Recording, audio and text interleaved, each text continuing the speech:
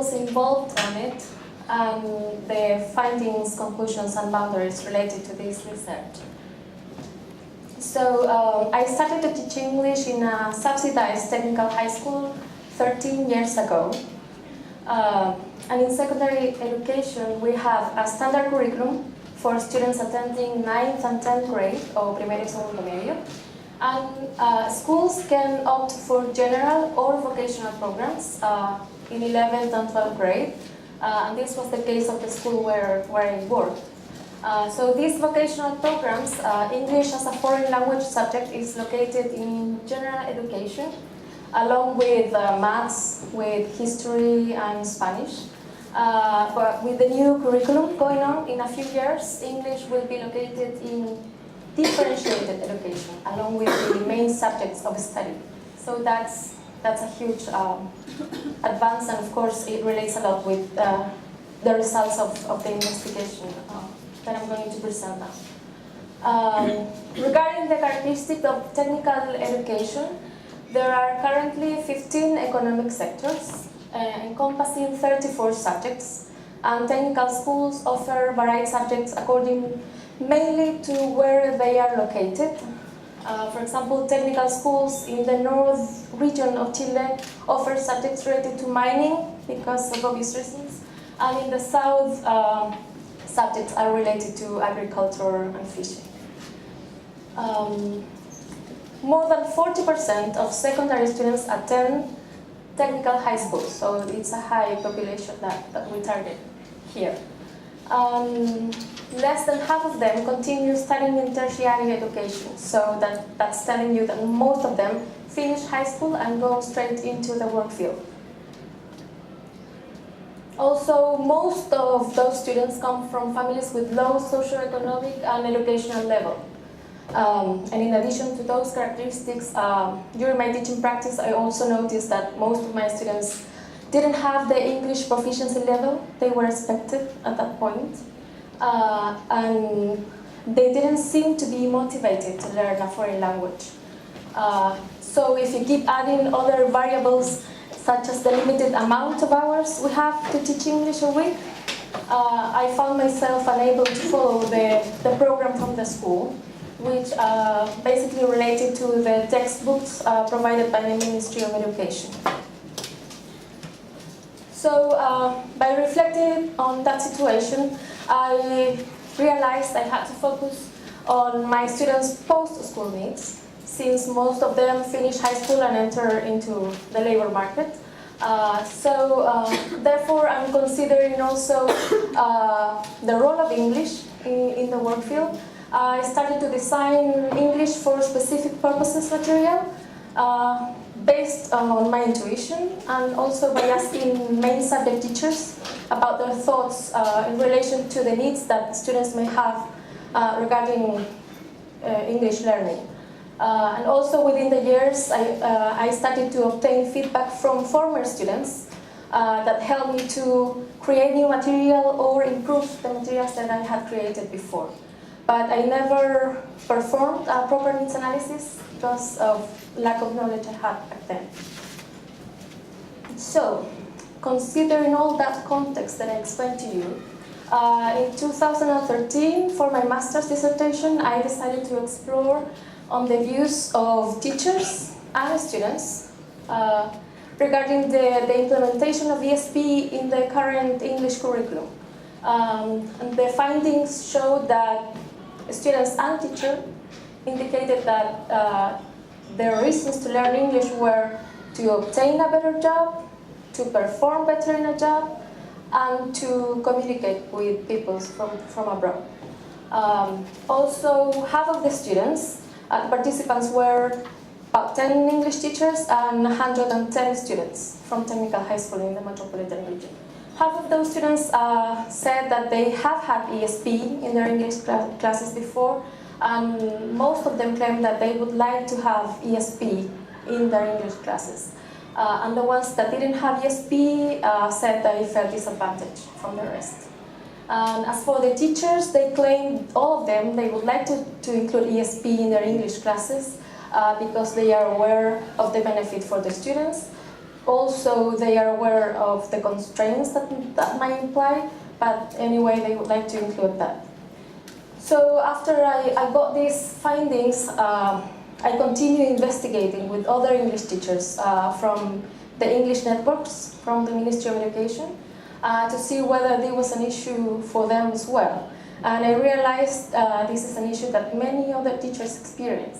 So I considered that further research should be done, and so the next step was to start an investigation about applying ESP material into the classroom and find out about the perceptions of students and teachers that were involved in that process. And this process also involved needs analysis in order to explore the perceived needs and wants, and when we design the material, we address those needs and wants. So the first cycle collected data was part of the process of needs analysis.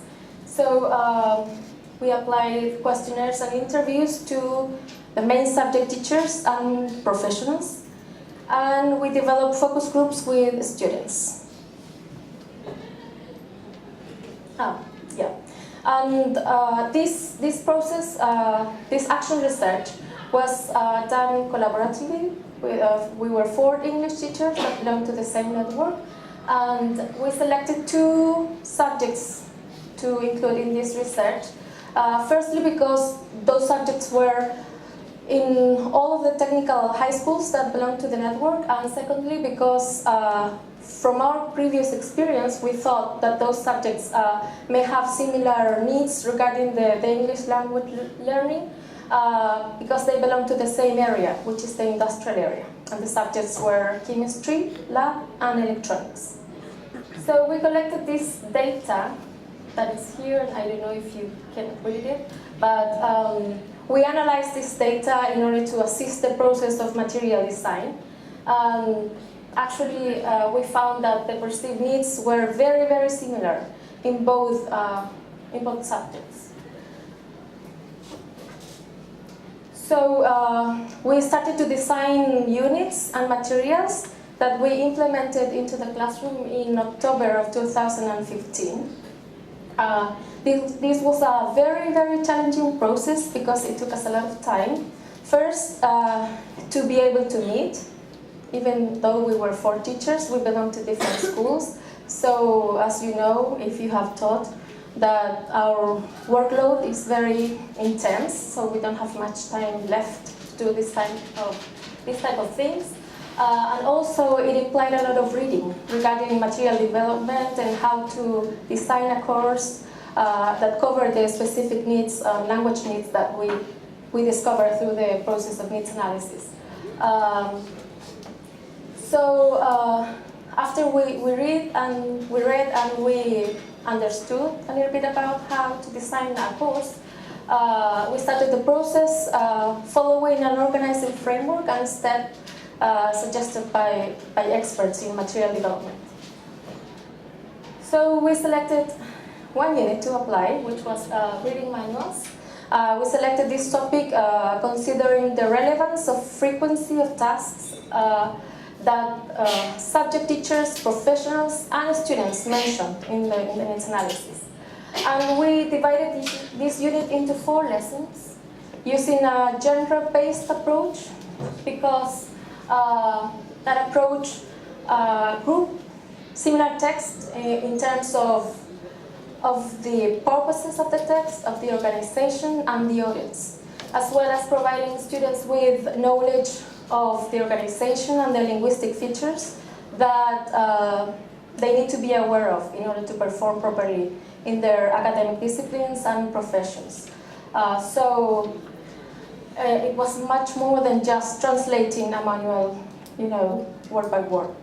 And we also designed we chose other topics to include in an annual syllabus for 11th grade, which were going to work as an introductory unit, attending seminars, scientific journals, meetings and presentations, software that was related to what electronic students need, and writing at work as well.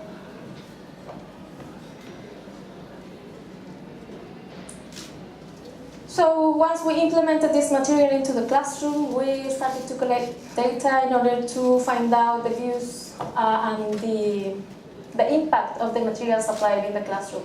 So we applied final interviews to teachers and students, and we also had journals from the teachers that applied that material into the classroom. And the aim of that data was to answer the following research questions. First, what are students and teachers' perception regarding the ESP materials design? Second, in what way students benefited from this approach?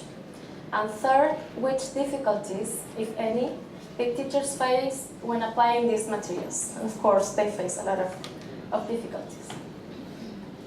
So, for the findings, in relation to the perception of the materials applied in the classroom, they show to be relevant for students because of the needs they have in school and also their post-school needs after they finish high school.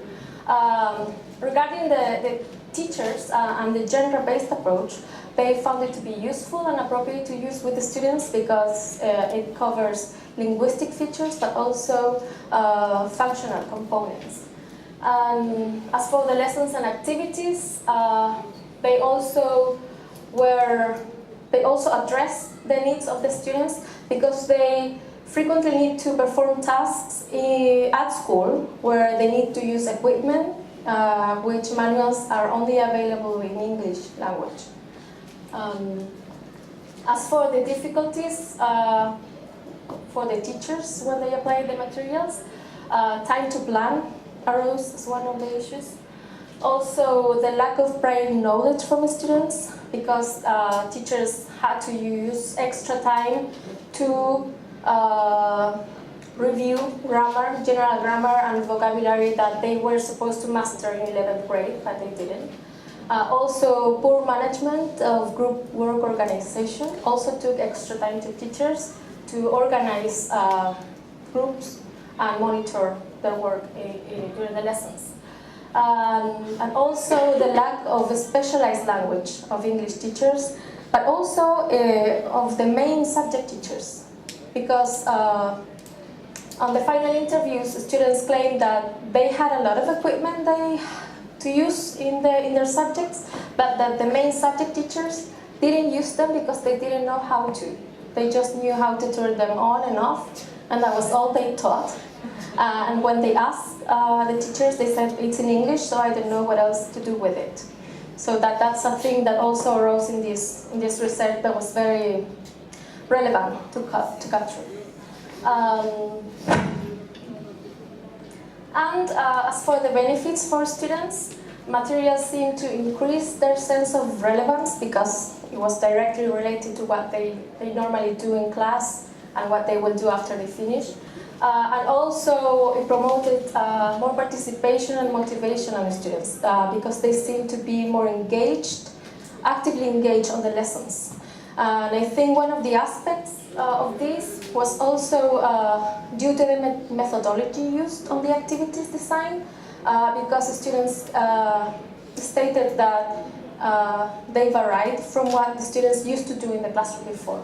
So that's another issue that arose there.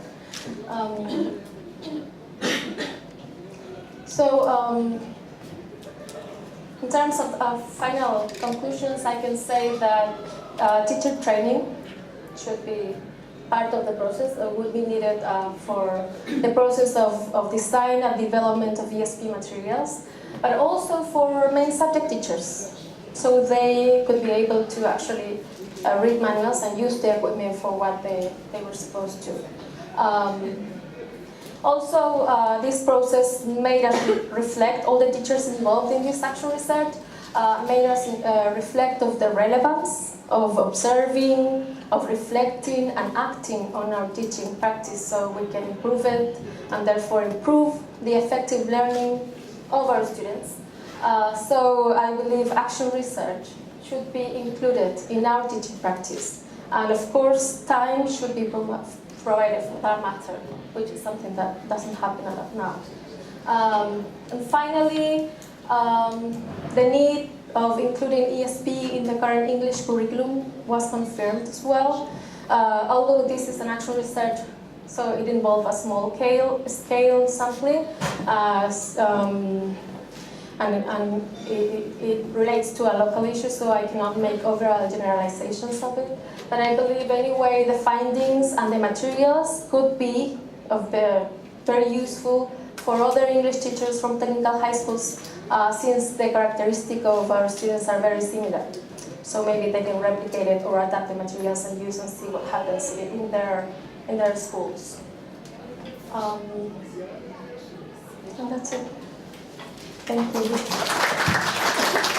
So, anyone have questions? Well, now you have 10 minutes to make some questions.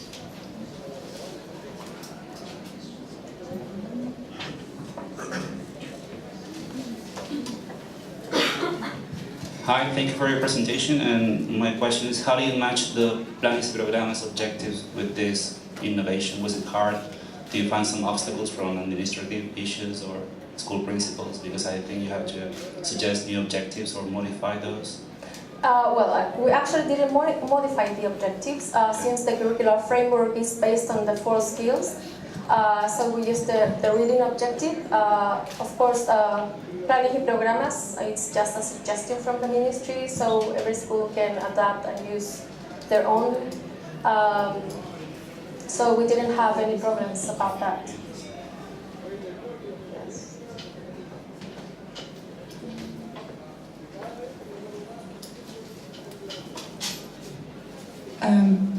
You were just referring to high school, which was the experience you had. Do you happen to know how this is tackled in institutos profesionales or universities?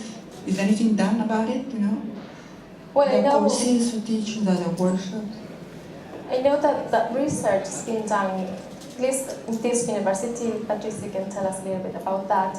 And there are institutes such as INACA, who is developing an ESP program for their careers as well.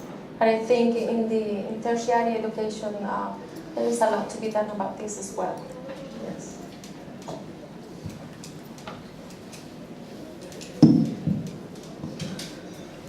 We have space for one more question.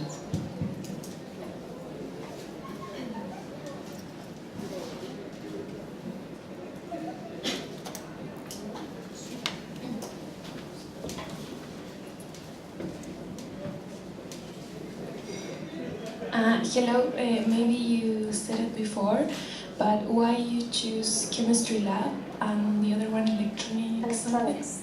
Yes, we chose it because